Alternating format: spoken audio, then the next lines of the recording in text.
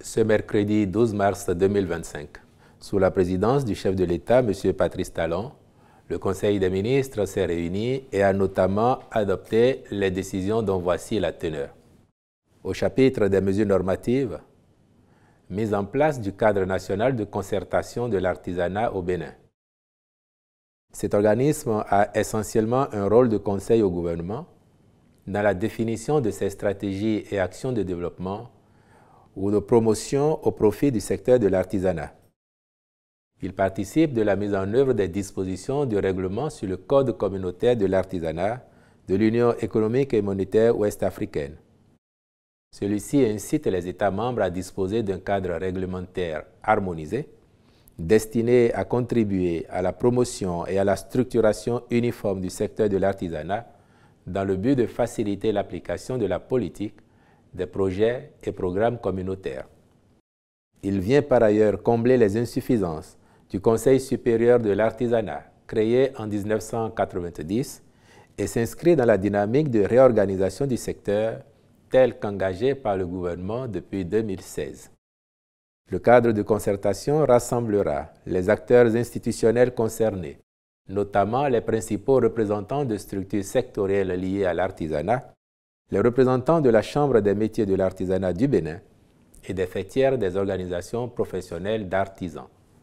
De ce fait, son action permettra de mettre en symbiose toutes les parties impliquées sur les principaux champs d'intervention, à savoir l'apprentissage et la qualification des artisans, le renforcement de leurs capacités, la réorganisation des faîtières professionnelles des artisans, le financement adapté. Il en est de même de la protection sociale et des mesures incitatives en faveur du secteur de l'artisanat. Au titre d'autres mesures normatives, ont été adoptés les décrets portant nomination des commissaires aux comptes titulaires et suppléants près des agences de sauvegarde de la culture et près la société de production audiovisuelle SOPA SA. Avancement des inspecteurs des douanes au titre de l'année 2025, puis le décret fixant les modalités de recrutement sur titre, de nomination, d'avancement et d'emploi des personnels techniques et administratifs des douanes. S'agissant des communications, en point 1, réalisation de systèmes d'approvisionnement en eau potable multivillage dans les départements de l'Ouémé et du Plateau. Il s'agit de 5 infrastructures d'alimentation en eau potable dont l'appel d'offres organisé en 2024 s'est avéré infructueux. C'est pour surmonter cette difficulté et favoriser la fourniture, à terme, de la ressource en eau aux populations à impacter que le Conseil a marqué son accord en vue de la contractualisation avec une entreprise spécialisée afin de rattraper le retard engendré par la non-attribution du lot visé. Les ministres concernés accompliront les diligences nécessaires pour la conclusion et l'exécution du marché dans le délai contractuel de 18 mois. En point 2, renforcement des systèmes d'alimentation en eau potable des villes de Savalou et Banté. Les principaux travaux à réaliser sont, pour la ville de Savalou, fourniture et pose de 38 100 mètres linéaires de conduite de refoulement d'eau traitée de Glazoué à Savalou. Construction d'une bâche de mise en charge intermédiaire de capacité 200 mètres cubes et d'une station de reprise.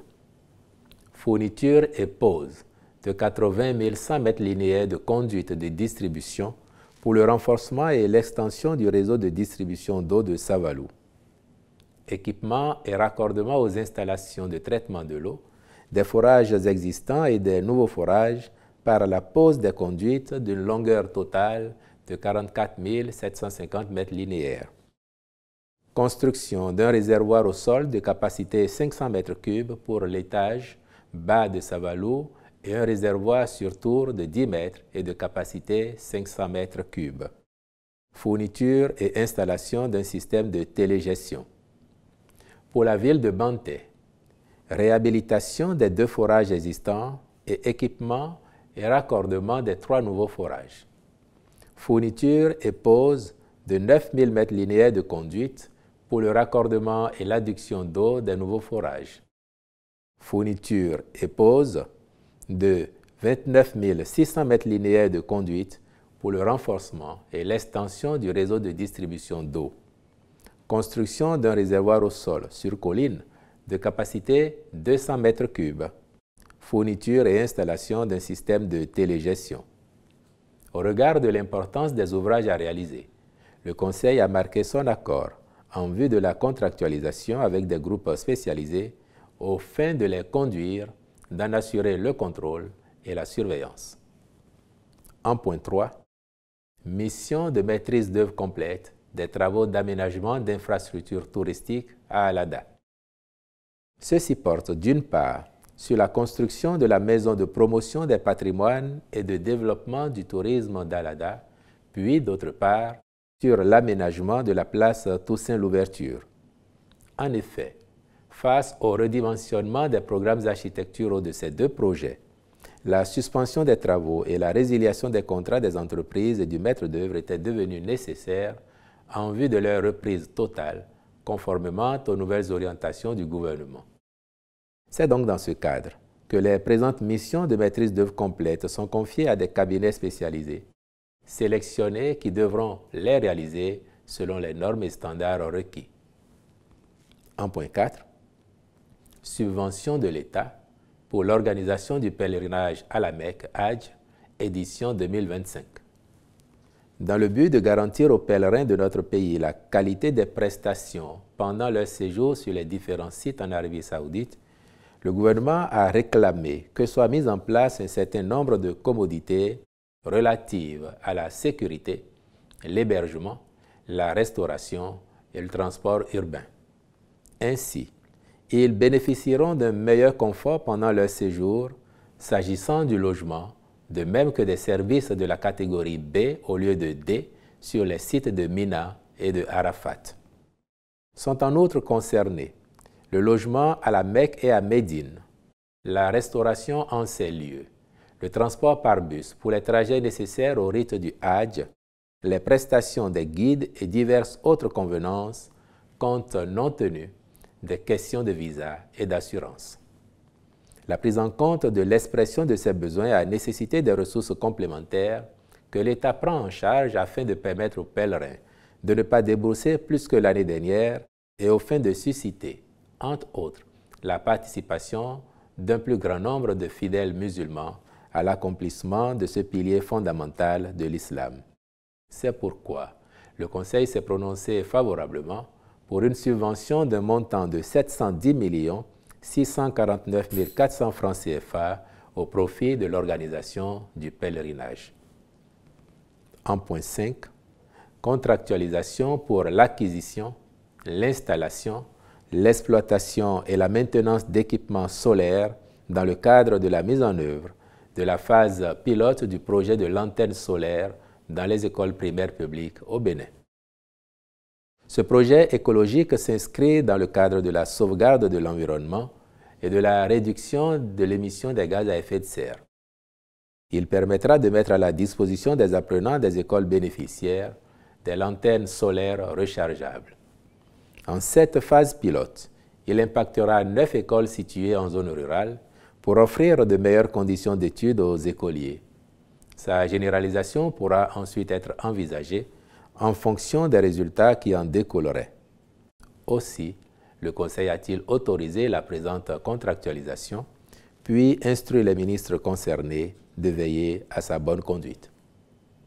En point 6, mise en œuvre des transferts monétaires conditionnels aux filles bénéficiaires du projet Suède sur la période de janvier à juin 2025. Après 5 ans de mise en œuvre, le dit projet est arrivé à terme le 31 décembre 2024. Entre-temps, pour l'année scolaire 2024-2025, il a permis de fournir aux filles bénéficiaires 33 000 kits scolaires en septembre 2024. Grâce à cet apport en ressources financières, il a été observé que le taux d'achèvement des cours par les apprenantes bénéficiaires est de 97% en moyenne. Mais en raison de la clôture du projet, celles-ci n'ont pas pu recevoir les transferts monétaires conditionnels qui accompagnent les kits et leur permettent d'avoir les moyens de subsistance. Aussi, le Conseil a-t-il marqué son accord pour la poursuite de cette opération au profit des 29 272 filles bénéficiaires des transferts monétaires conditionnels. Il en va de même pour les 261 universitaires boursières des sciences techniques, industrielles et agricoles de janvier à juin 2025, ce qui les maintiendra dans les classes jusqu'à la fin de l'année scolaire en cours. Le ministre des Affaires sociales et de la microfinance et le ministre de l'Économie et des Finances prendront les dispositions nécessaires en vue de l'opérationnalisation diligente de la mesure. Au chapitre des rencontres et manifestations internationales, enfin, il a été autorisé l'organisation à Cotonou du 3e congrès de la Société béninoise d'ophtalmologie les 13 et 14 mars 2025, puis des 3e journées béninoises de dermatologie-vénérologie du 16 au 18 avril 2025. Je vous remercie.